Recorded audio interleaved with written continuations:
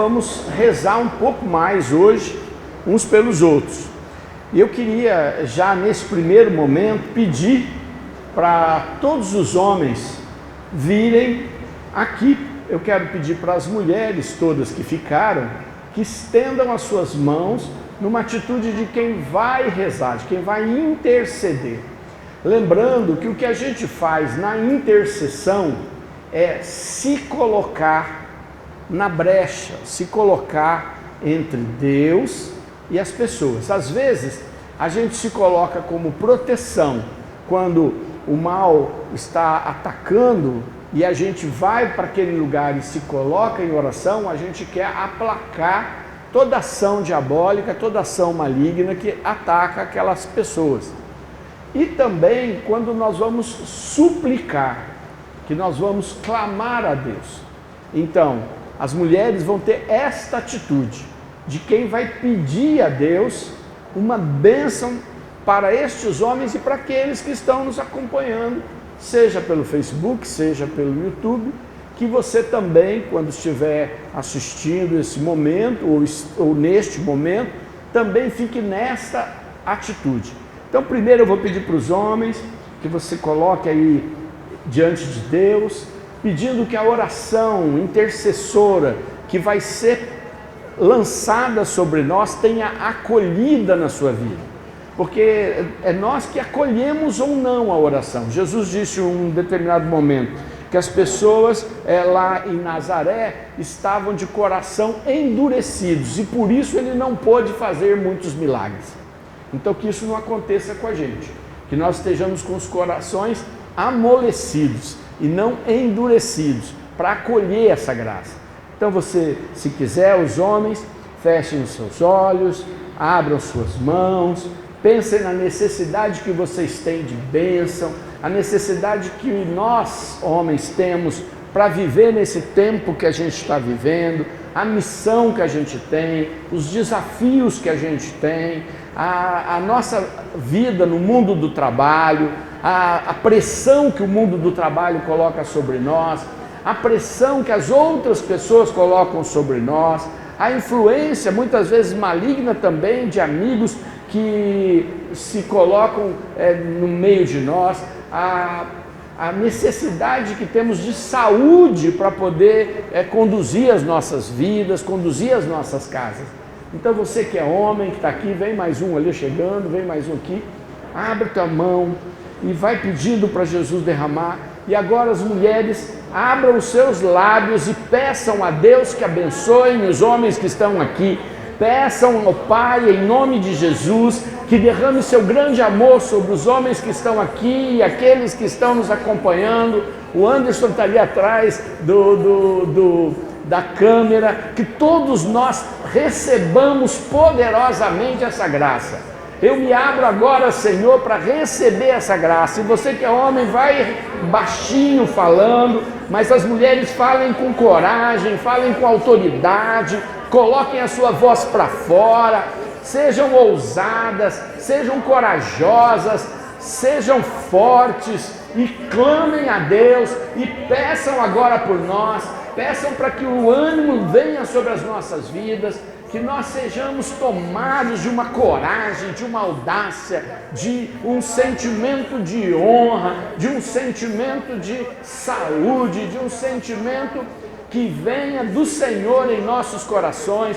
Vocês mulheres peçam, se vocês quiserem rezar mais ainda. Chegou mais um homem, vem para cá, os homens estão recebendo oração aqui, vem para cá. Clamamos agora, Senhor, que esta graça aconteça. Te peço, Senhor, para o nosso corpo, para a nossa alma, para o nosso coração, para a nossa força, para a nossa inteligência. Pedimos, Senhor, também unção espiritual para nós homens e para todos esses homens que estão aqui. Que seja, Senhor, uma manifestação gloriosa neste momento de oração. Mulheres, reforcem a oração, abram, orem em línguas, orem no Espírito, orem com coragem, orem com ânimo. Clamem a Deus, falem do grande amor de Deus para conosco. Nós, homens, precisamos de fé, Precisamos que o Senhor nos encha de fé, que a gente receba agora um espírito de fé, um espírito que vem do Senhor, o Espírito Santo. Nós pedimos, Senhor, dá-nos também, Senhor, a capacidade de sair fora das armadilhas e também, Jesus, a capacidade de realizarmos o Teu propósito nas nossas casas, diante das nossas famílias, que nós tenhamos, Senhor, o autodomínio, que nós tenhamos, Senhor, a justiça no nosso coração. Vem agora, peça, clame, mulheres, clamem por estes homens que estão aqui, incluo eu neles também, clamem por libertação, que o Senhor liberte de toda a contaminação, que o Senhor nos liberte de tudo aquilo que atrapalha sermos fiéis a Deus, tudo aquilo que impede de vermos o projeto de Deus, tudo aquilo que nos amarra, tudo aquilo que nos acorrenta, que aconteça uma poderosa libertação na vida de nós homens agora. Clamamos o Teu poder, Senhor, invocamos a Tua glória. Nós aqui, homens, continuemos mais um pouquinho. Quero pedir agora para as mulheres que estão aqui também, que estão nos acompanhando, sempre deve ter mais mulheres, agora temos bastante homens. Nós vamos rezar por aqueles homens que não puderam vir, ou que nunca vêm, não é? E que estão lá nas suas casas, são filhos, são amigos, são esposos, são companheiros, eu não sei quem são as pessoas, os outros homens que você quer trazer agora, mas nós queremos orar por eles também, nós queremos que eles sejam abençoados também, e né, às vezes um irmão. Então nesse momento, você levante a sua mão direita, pensa primeiro nestas pessoas, se você puder, fala baixinho aí o nome delas, fala o nome destes homens, pode ser seu filho, pode ser seu irmão, pode ser seu amigo de trabalho, pode ser o seu esposo. Vocês sabem quais são os homens que você quer pedir a oração agora também. Então você vai nesse momento, às vezes neto, às vezes um sobrinho.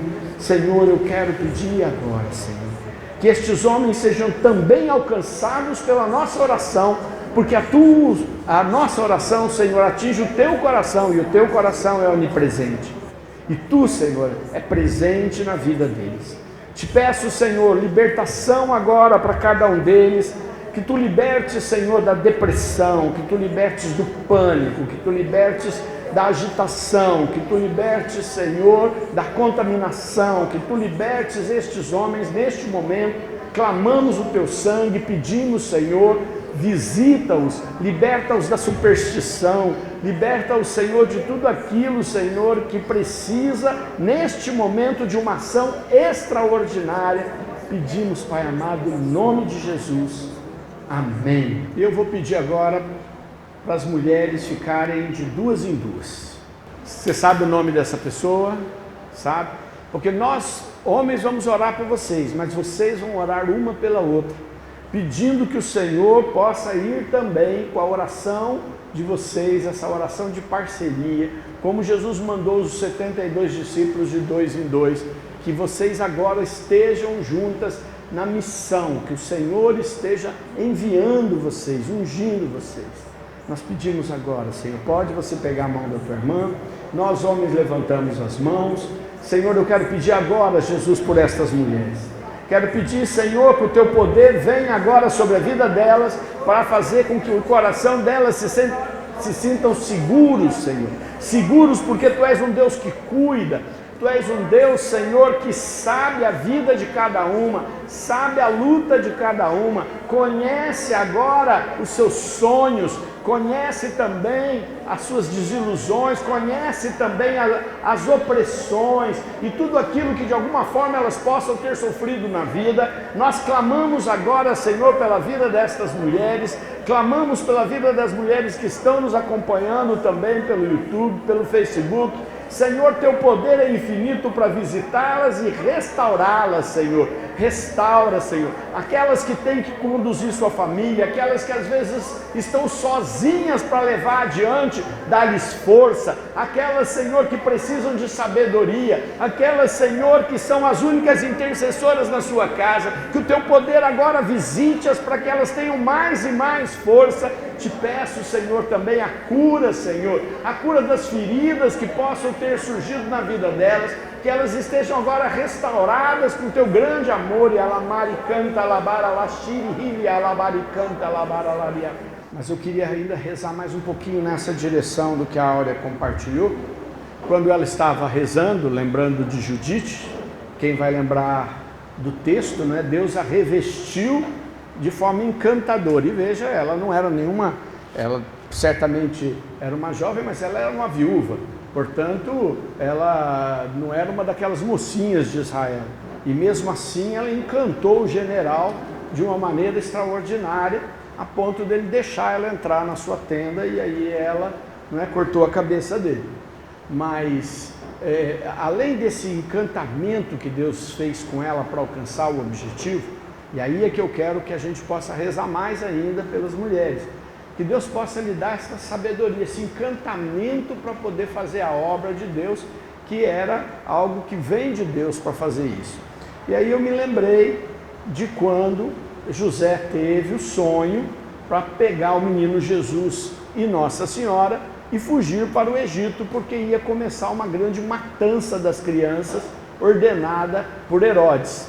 Bom, será que se Nossa Senhora tivesse tentado convencê-lo de que eles tinham que ir para o Egito, ele teria aceitado? Isso é muito difícil, ainda mais naquela cultura. Se ela chegasse e falasse assim, olha, Deus está falando comigo que a gente tem que se mandar daqui porque vai vir uma matança. Talvez ele falasse assim, ó, mulher, como é que eu vou fazer isso? Como é que eu vou sustentar vocês? Como é que eu vou para um outro país? Não tô ouvindo nada disso, não estou encontrando nada disso. E aí Deus, fala com José, assim como falou com ele em sonho para acolher ela, quando ele imaginou que era melhor deixá-la secretamente para não prejudicá-la, quer dizer, ele não estava tão confiante naquela história de que o anjo apareceu para ela, né?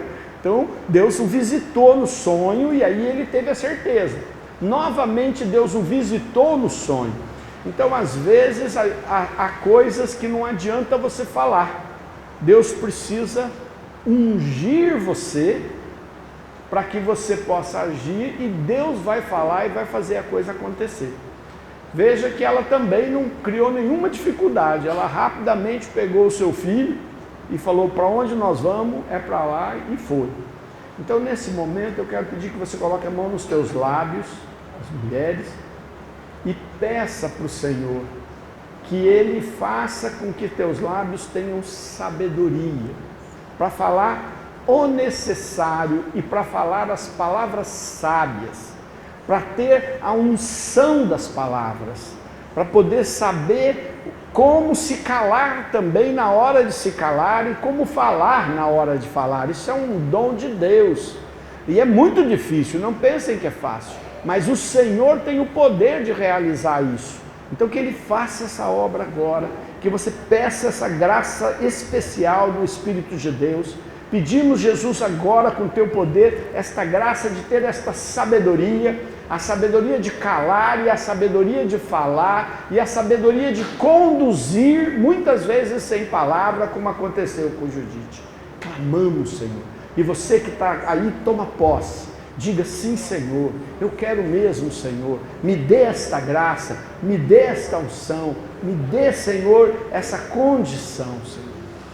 Quero pedir aos homens, coloquem a mão nos seus olhos e falem para o Senhor, Senhor, me avisa do que eu preciso saber.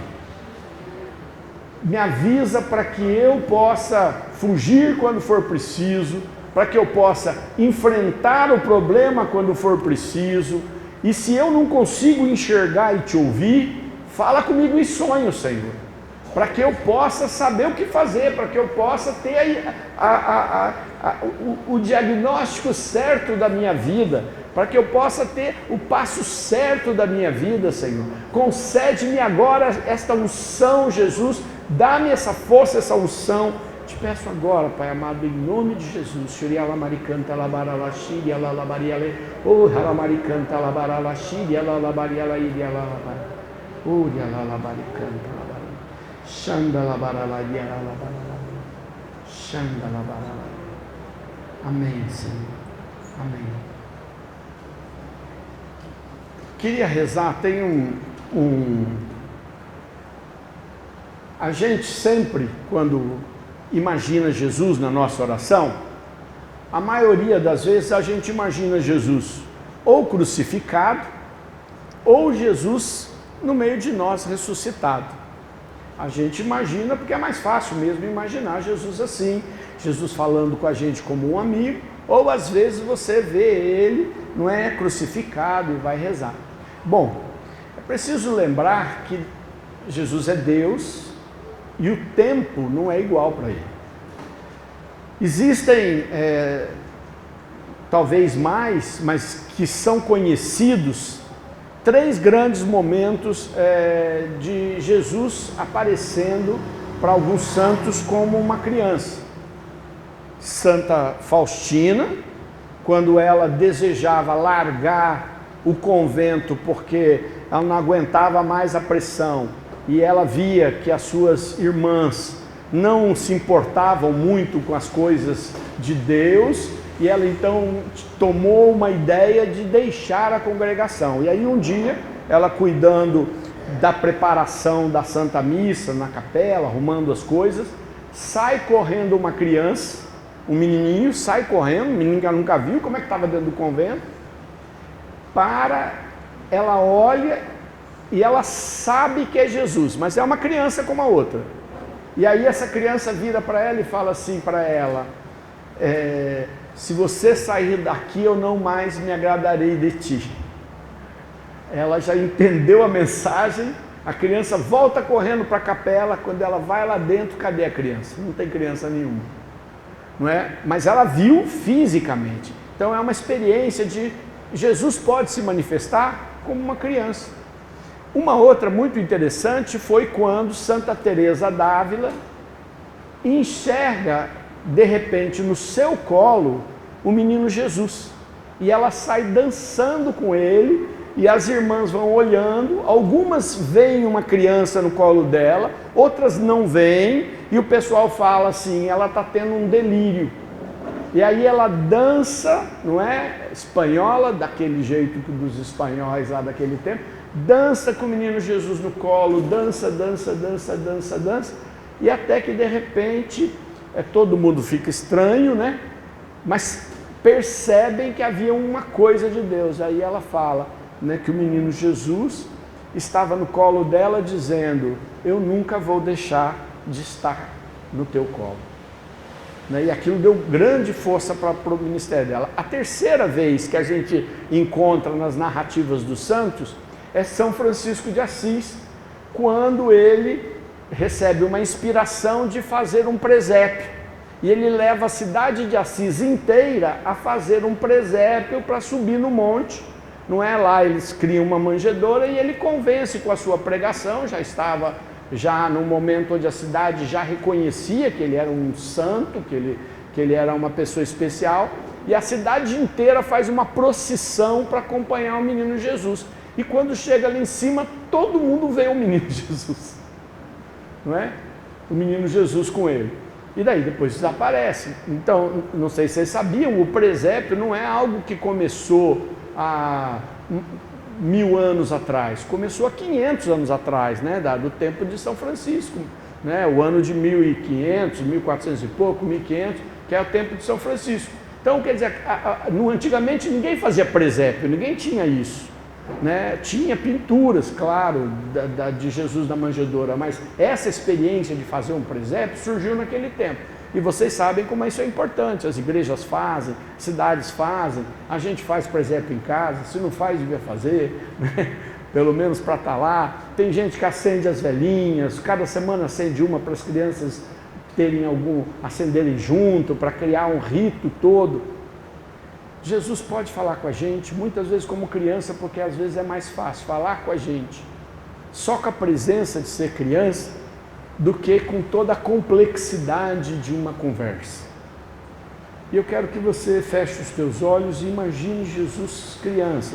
Aí você imagina ele, pode ser de meses, de dias, de anos, de 5 anos, de 4 anos, de 3 anos, de 7 anos, de 8 anos, uma criança.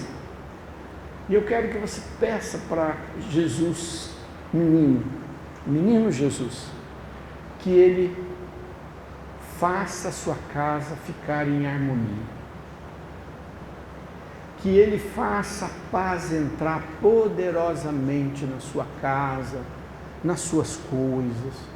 Que ele cuide disso agora. A vida da gente é agitada. A gente perde muitas vezes a harmonia por causa das preocupações da vida, por causa das nossas personalidades. E que o menino Jesus faça isso agora. Que ele leve uma paz poderosa, que você imagine mesmo o menino Jesus ali e fale com ele. Você aí sozinha, você aí sozinho, fale com o menino Jesus. Olha, menino Jesus, quero te pedir para que você fique aqui comigo, que você dê paz no meu coração, que você dê paz no meu jeito de ser, que você me ajude a ser espontâneo e verdadeiro, que você me ajude, menino Jesus, a brincar com a vida, a não viver de forma tão cheia de preocupações. Você, sendo Deus, veio num mundo difícil, numa condição difícil, e em momento nenhum a gente viu que você estivesse preocupado. Você sabia que Deus tinha tudo sob controle. Te pedimos isso agora, menino Jesus. Te peço lá pela minha casa, vai falando para o menino Jesus estar lá na sua casa também. Que ele esteja lá, pulando, brincando, correndo, dormindo. Sabe-se lá de que jeito ele possa estar com você. Pedimos essa graça, Senhor, essa graça que foi tão especial na vida destes santos e tão rara, Senhor, nas nossas vidas. Te pedimos isso agora, Jesus. Amém, Senhor. Amém. E agora eu quero desafiar você a fazer um pedido de um presente para o menino Jesus. Na verdade, era a gente que devia dar um presente para ele, né? Sendo pessoas melhores, né? Amando mais os outros, mais comprometidos com ele. Mas essa é a experiência que Deus deu para a gente. Né? No Natal a gente ganha presente, dá também, né? Mas ganha presente. E eu acho que a gente precisa de um presente que Deus venha nos trazer. Então que você peça para o Senhor: Senhor, eu preciso de um presente nesse Natal. Que presente será que você precisa nesse Natal?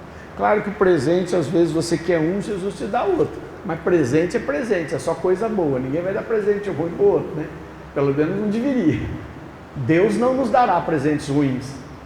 Então que Ele possa nos conceder agora, que Ele peça para o menino Jesus. Fala: menino Jesus, nós precisamos de uns presentes Senhor, na minha vida, na minha casa. Aquela coisa para poder ficar feliz e que ninguém pode dar. Se você quiser usar outras pessoas para dar esse presente, use. Mas se não for o presente que só você pode dar diretamente, eu quero, Senhor, eu preciso dos teus presentes, Senhor.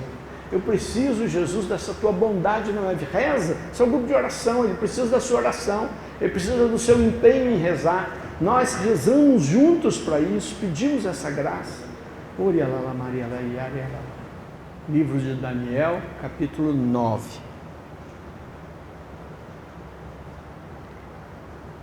Versículo 1.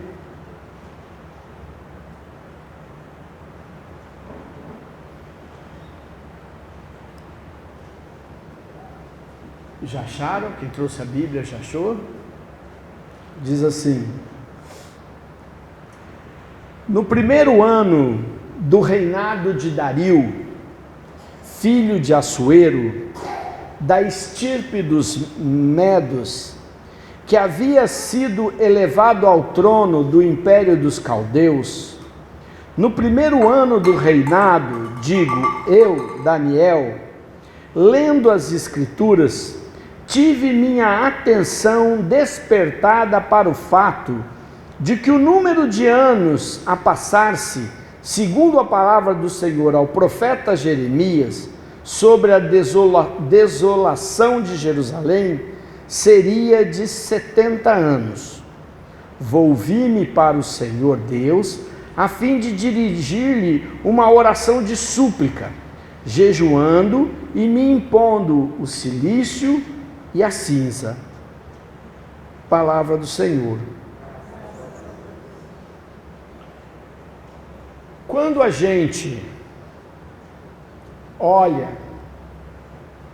para uma das revelações que as pessoas falam menos, que a gente chama de parousia, que é a segunda vinda de Jesus, que é a vida gloriosa de Jesus, cada vez se prega menos sobre isso, mas quem gosta de parar para pensar, não pode deixar o livro de Daniel fora disso. Primeiro, que Jesus, quando ele vai se apresentar como aquele que é o Filho de Deus e que um dia vai voltar sobre as nuvens do céu com poder e glória, ele sempre usa as palavras de Daniel. Quando Daniel diz assim, eu vi como que um filho do homem.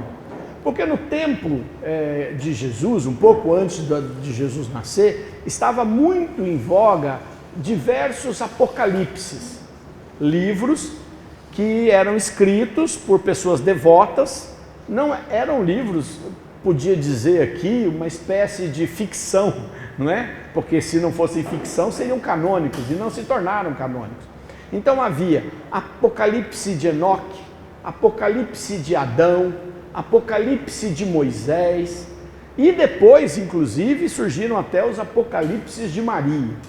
Estes livros até hoje são usados para fazer filme, para contar histórias, mas eram livros devotos, né? Livros assim que o povo gostava, a maioria do povo não lia, eles eram contados pelas pessoas, pelos que liam, né? Os escribas que escreviam, e lógico, eles davam estes nomes, porque eu não vou dizer Apocalipse do Sidney, ninguém vai acreditar. Mas eu digo Apocalipse de Moisés, Apocalipse de São Francisco. Aí a pessoa fala, esse livro é bom, é de São Francisco. Não é? Então, assim como hoje em dia as pessoas tentam dar poder, às vezes, para suas histórias, naquele tempo não era diferente. Só que os apocalipses, eles tinham sim um viés de Deus agindo.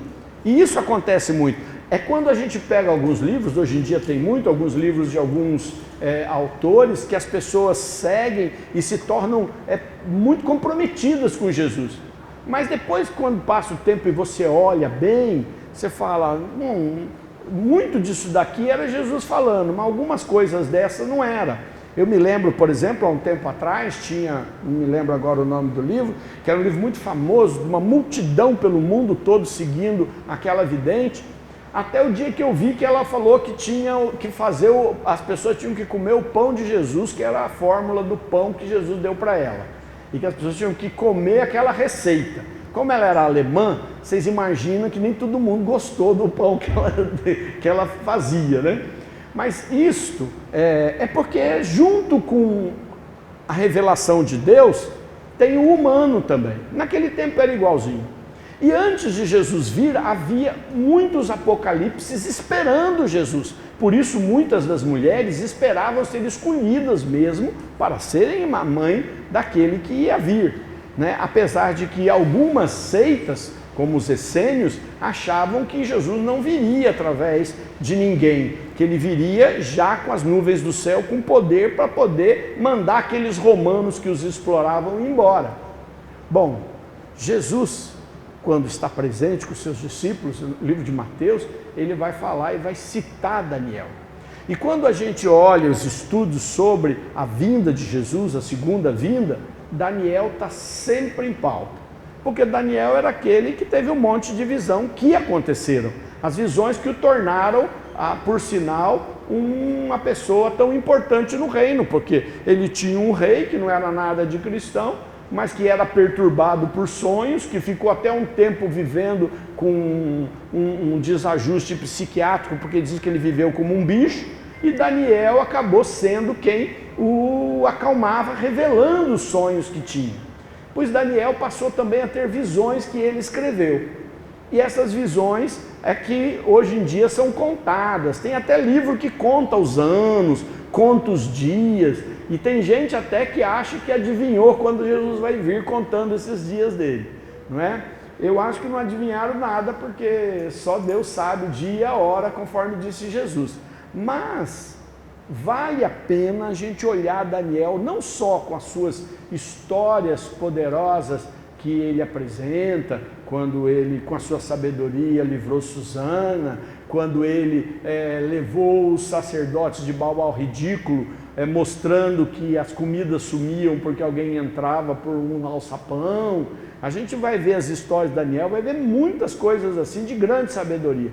Mas neste ponto, a gente precisa olhar um pouco que ele está falando de algo que a gente precisa ter preparado. Quer dizer, não é porque a gente não sabe ao certo que isso não irá acontecer. Isso irá acontecer e é preciso que se espere. E a igreja, por sinal, dedica as 4 primeiras semanas do ano litúrgico, porque o ano da igreja começou domingo. Não sei se você sabia. Não é? O nosso ano começa dia 1º de janeiro, mas o ano da igreja começa depois da festa de Cristo Rei. Cristo Rei do universo é o último dia do litúrgico, quer dizer, e o dia litúrgico é sempre uma semana inteira, é quando a gente diz assim, todas as coisas vão terminar debaixo dos pés de Jesus. Ele é o Rei do universo. Então todo ano, quando ele termina nessa festa, que é para os cristãos saberem de que todas as coisas estarão submetidas ao Rei. Quem é o Rei? Jesus. E aí o ano começa. E como é que ele começa essas 4 semanas? Ele começa falando que as pessoas têm que estar preparadas porque ele vai voltar. Fale para a pessoa do lado, ele vai voltar. Às vezes tem gente que fala assim, ele vai voltar para aquele que morreu, né?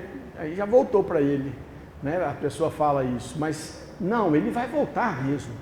Ele vai voltar e não voltará como ele veio da primeira vez, humildemente, no seio de uma mulher, tendo que ser cuidado, tendo que ser nutrido, tendo que aprender a falar, com tudo aquilo que uma criança nasce, crescer com todos os riscos que tem, não é? Aquelas doenças da infância, aquelas situações da educação, tudo isso Jesus passou.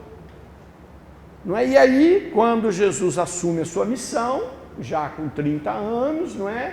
Ele vai, faz os seus 3 anos de missão e entrega a sua vida, que era dar a vida para nos salvar. Ressuscita e avisa, eu vou voltar.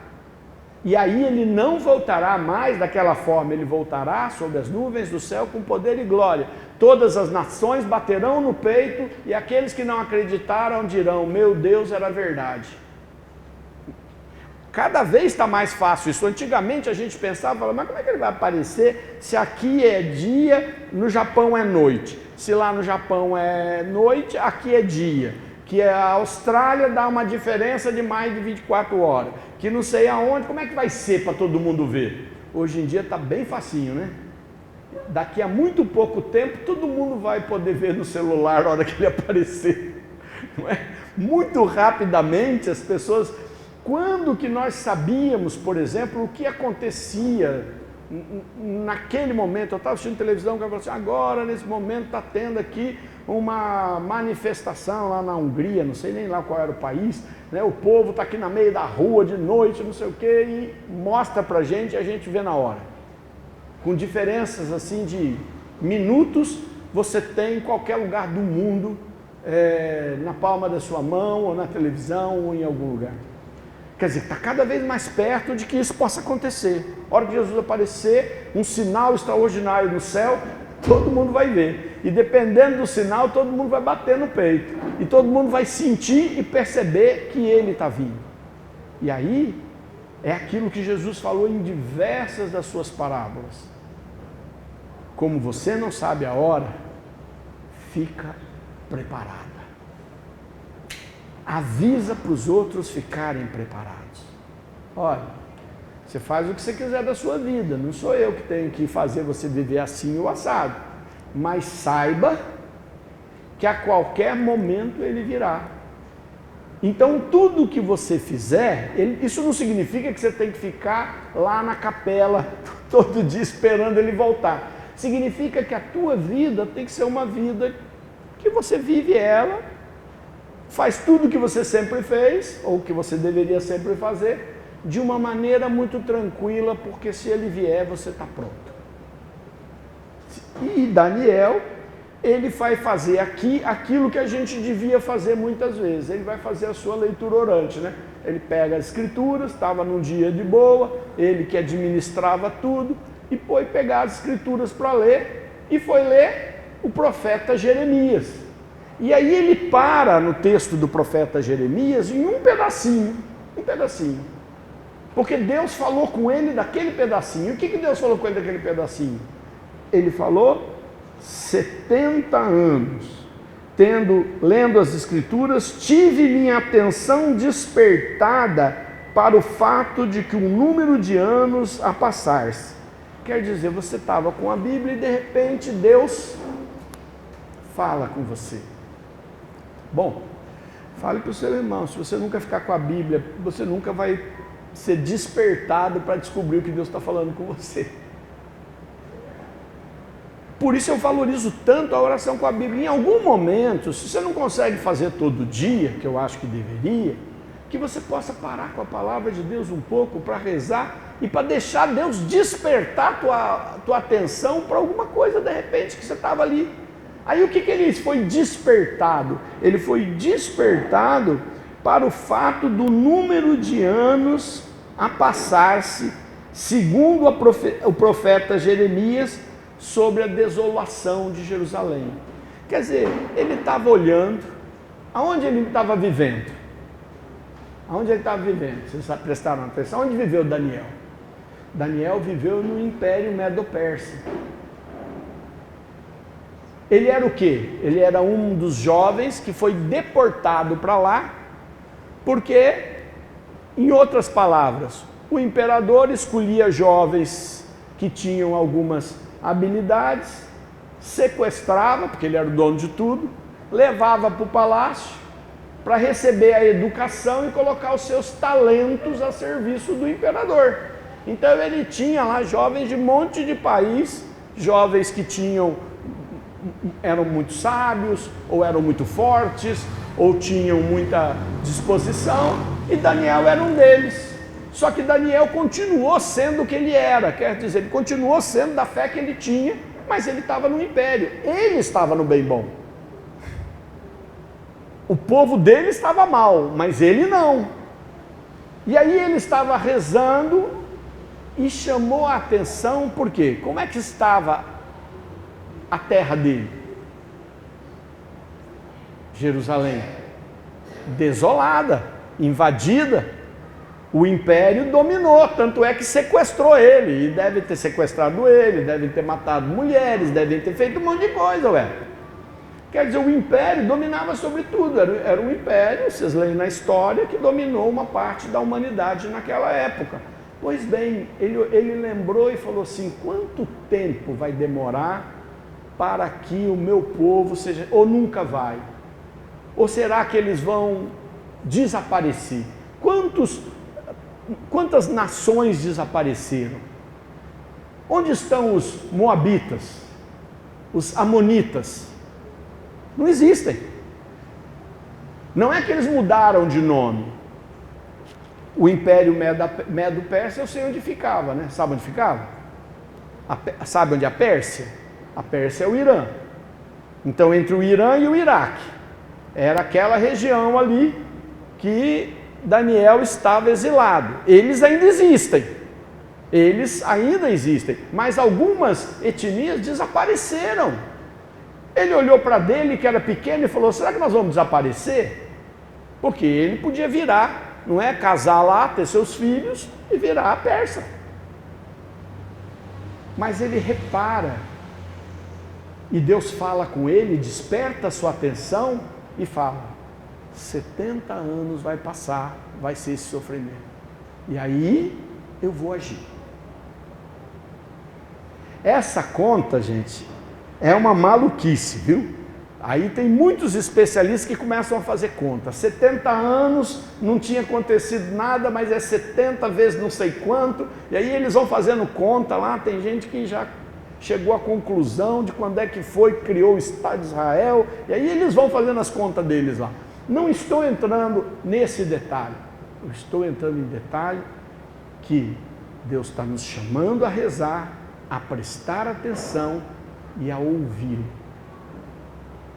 Porque quando você sabe e entende, o que acontece com o teu coração? Ele fica em paz. O que tira a nossa paz? Quando você não tem, você não sabe o que aquilo vai dar. Aquilo aumenta medos na gente. É ou não é verdade? Agora, quando você entende, você tem controle. E quando você tem controle, você tem paz.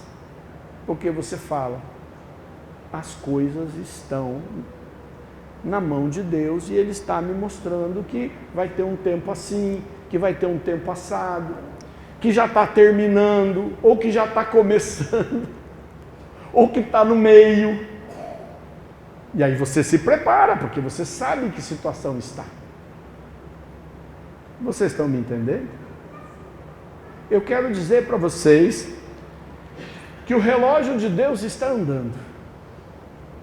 E nós estamos muito mais perto do que imaginamos da vinda de Jesus.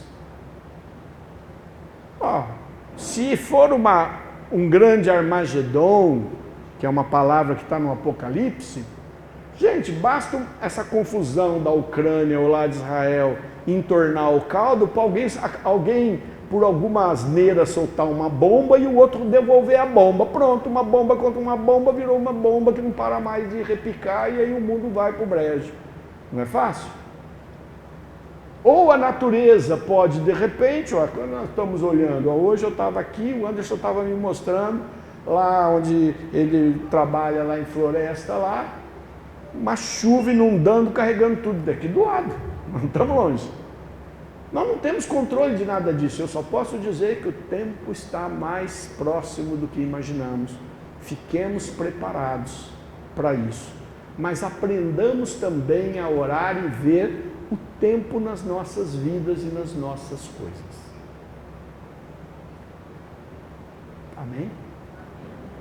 Que isso nos ajude a realmente poder enxergar a ação de Deus em todas estas coisas.